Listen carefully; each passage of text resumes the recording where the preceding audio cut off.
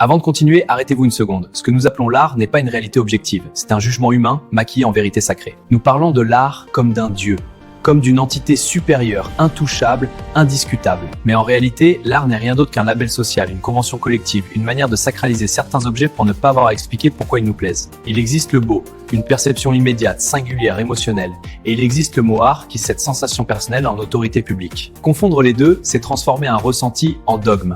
Si l'on revient à Aristote, l'art n'a rien de mystique. Il désigne simplement un savoir-faire rationnel, une technique humaine permettant de produire ce qui n'existe pas spontanément dans la nature. Autrement dit, tout ce que l'homme fabrique intentionnellement relève de l'art au sens strict. Une peinture, oui, mais aussi un moteur, un pont, un programme informatique. C'est ici que surgit la protestation habituelle. Mais ces objets ne nous émeuvent pas. Le vrai art, lui, nous transporte. Vraiment, l'ingénieur n'a-t-il jamais été ému par l'élégance d'un mécanisme parfait? Un informaticien n'a-t-il jamais ressenti une forme de beauté devant un code d'une précision absolue? Le beau ne réside pas dans les musées, il réside dans la maîtrise, l'intelligence, la cohérence, et il ne se manifeste pas de la même manière pour tous. Kant l'avait d'ailleurs compris partiellement. Il reconnaissait que le jugement esthétique est subjectif, mais communicable. Le beau appelle le partage, jamais l'obéissance. Et pourtant, Kant enferme l'art dans une limite arbitraire. Seule la main humaine pourrait créer de l'art.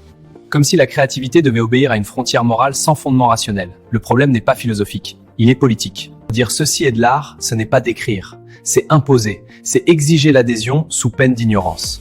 C'est pourquoi il faudrait cesser de dire « c'est de l'art » et commencer à dire « pour moi, c'est de l'art ». Car l'art absolu n'existe pas. Il n'y a que des œuvres, des formes, des objets et des regards singuliers qui les jugent. La déification de l'artiste est une invention tardive. Le romantisme a transformé l'artisan en prophète, l'ouvrier du sens en figure sacrée. Avant cela, l'artiste travaillait. Il n'était pas révélé, il était compétent. Respectons les créateurs, mais cessons de les sacraliser. Car l'idéologie de l'art, telle que nous la pratiquons aujourd'hui, n'est pas une vérité humaine.